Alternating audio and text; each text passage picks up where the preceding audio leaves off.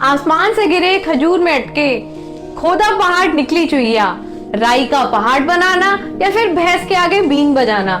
ऐसी ही कुछ कहावतें बिना उनका मतलब जाने मेरे की तरह आपके माइंड में भी जरूर सेट हो गए होंगे, पर हमने कभी सोचा ही नहीं कि इनका मतलब क्या है। और अगर वर्ड टू वर्ड इनका मतलब जानने की कोशिश करेंगे तो कभी सॉल्यूशन होगा ही नहीं।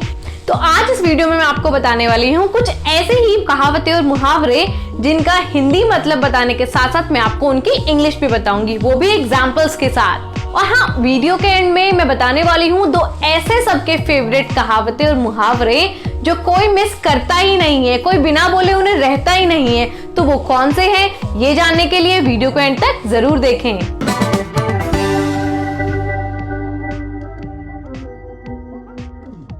Idioms and proverbs.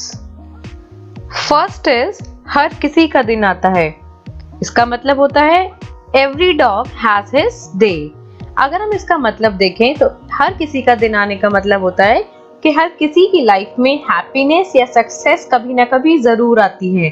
तो एक एग्जाम्पल के थ्रू हम इसे समझते हैं। Don't mock at him and remember that every dog has his day. उसका मजाक मत उड़ाओ, उसकी खिल्ली मत उड़ाओ और याद रखो कि हर किसी का दिन आता है। Every dog has his day का मतलब है कि हर किसी के लाइफ में हैप्पीनेस कभी ना कभी जरूर आती है। नेक्स्ट इज जैसी करनी वैसी भरनी, या हिंदी में हम इसे जैसा बोओगे वैसा काटोगे भी बोलते हैं। इंग्लिश में हम बोलेंगे इसे As you sow, so shall you reap. As you sow, so shall you reap. मतलब जैसा कर्म करोगे वैसा ही फल मिलेगा। एग्जाम्पल देखते हैं। He committed many crimes and see now he is in jail. So it's true, as you sow, so shall you reap. उसने बहुत सारे क्राइम्स किए हैं और देखो आज वो जेल में है।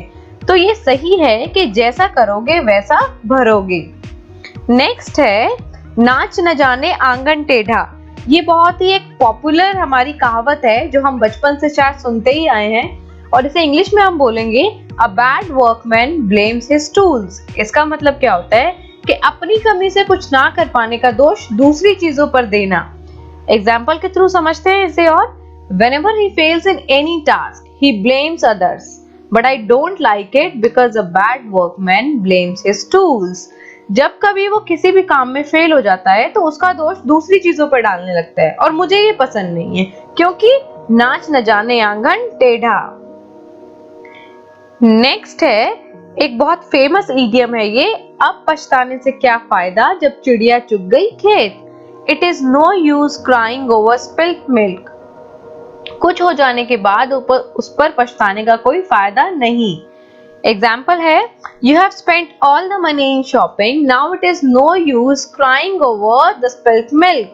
आप पछताने से उस पर कोई फायदा नहीं है क्योंकि सारे पैसे तो तुमने शॉपिंग में ही खत्म कर दिए। नेक्स्ट है भैंस के आगे बीन बजाना। Crying is wilderness. किसी मूर्ख को अपनी बात समझाना या फिर किसी ऐसे इंसान के सामने अपना प्रपोजल रखना जिसको उसकी वैल्यू ही नहीं है। एग्जाम्पल है I felt like a voice crying in wilderness as I tried to warn them about the risk of not wearing mask in market. I felt like a voice crying in wilderness as I tried to warn them about the risk of not wearing mask in market. मुझे जब मैं उन्हें समझा रही थी कि mask ना पहनने के क्या हानियां हैं, क्या उसके नुकसान है, तो ऐसा लग रहा था जैसे मैं भैंस के आगे बीन बजा रही हूँ, क्योंकि उनको उस चीज की समझ नहीं थी, वो नहीं समझना चाह रहे थे उस चीज के बारे में। नेक्स्ट है घर का भेदी लंका ढाए। ये तो हम रामायण के टाइम से ही देखते आ रहे हैं। An insider does the maximum damage. An insider does the maximum damage. इसका मीनिंग है कि बहुत करीब का इंसान ही दुश्मन के साथ मिलकर ज्यादा नुकसान पहुंचा सकता है। एग्जाम्पल देखते हैं। Vibhishan was the black sheep in Ramayana because he was the insider who does the maximum damage to Ravan. Vibhishan Ramayan में कौन थे? घर का भेदी लंका ढाए। He was that character in Ramayan. Next है अपने मुंह मियां मिट्ठू मत बनो। Self praise is no recommendation.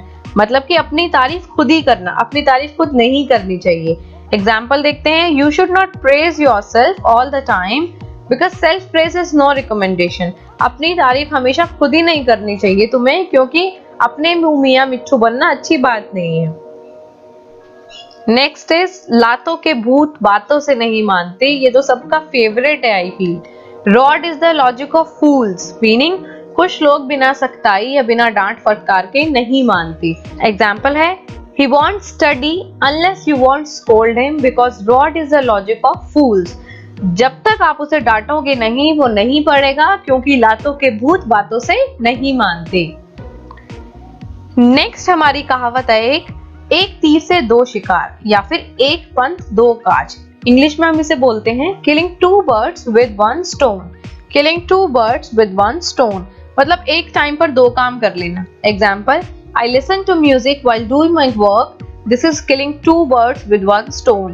मैं म्यूजिक सुनते सुनते अपना काम भी कर लेती हूँ और इसे बोलते हैं एक तीर से दो शिकार या फिर एक पंथ दो काज। नेक्स्ट है आसमान से गिरा खजूर में अटका, सबका favourite. Out of the frying pan into the fire मतलब एक मुसीबत खत्म नहीं हो रही और दूसरी सामने आ गई है, हर तरफ से मुसीबत होना। तो एग्जाम्पल देखते हैं, In monsoon, going anywhere without umbrella is like out of the frying pan into the fire। Monsoon में बिना अम्ब्रेला के कहीं जाना इसी तरह से कुछ है, क्योंकि एक तो बारिश में भीग जाना, ऊपर से कोई सामान हो तो उसका भी खराब हो जाना। So out of the frying pan into the fire। Next है डूबते को तिनके का सहारा। A drowning man catches at a straw मतलब मुसीबत में पड़ा व्यक्ति उससे निकलने की हर एक कोशिश करता है। So helping someone in their bad times is like a drowning man who catches at a straw। किसी को उसके बुरे समय में मदद करना ही डूबते को तिनके का सहारा है। नेक्स्ट इज खोदा पहाड़ निकली Chuiya, much ado about nothing. इसका मतलब है a lot of fuss about something which is no importance, और या फिर a lot of excitement about something that is not really important। किसी भी चीज का जितना आपने सोचा था उतना सही उतना इम्पोर्टेंट ना निकलना। आपने सोचा था कोई भी चीज बहुत बढ़िया निकलेगी पर वो उतनी बढ़िया निकली नहीं, वो बहुत नॉर्मल सी थी, तो इसे बोलते हैं खोदा पहाड़ निकली चुईया। एग्जाम्पल के थ्रू समझते हैं, he was boasting about his office and salary but when I got to know the reality it was much ado about nothing. वो अपनी सैलरी अपने ऑफिस के बारे में डींगे हाँक रहा था, बट जब मुझे सच्चाई का पता चला तो वो खोदा पहाड़ निकली चुईया था। नेक्स्ट इज बंदर क्या जाने अदरक का स्वाद। हर कोई इस कहावत को बोलता है, to cast pearls before swine. So इसका मतलब है to offer valuable things to people who do not appreciate them. उन लोगों के सामने कीमती चीजें देना या उन लोगों के सामने ऐसी बातें करना जो उसको अप्रिशिएट ना करे। Example, discussing meditation with them is casting pearls before swine. उनके साथ मेडिटेशन डिस्कस करने का मतलब है कि बंदर क्या जाने अदरक का स्वाद। नेक्स्ट इज राई का पहाड़ बनाना, to make mountain out of the hill मतलब छोटी बात को बहुत बड़ा कर देना, to overreact on a minor issue.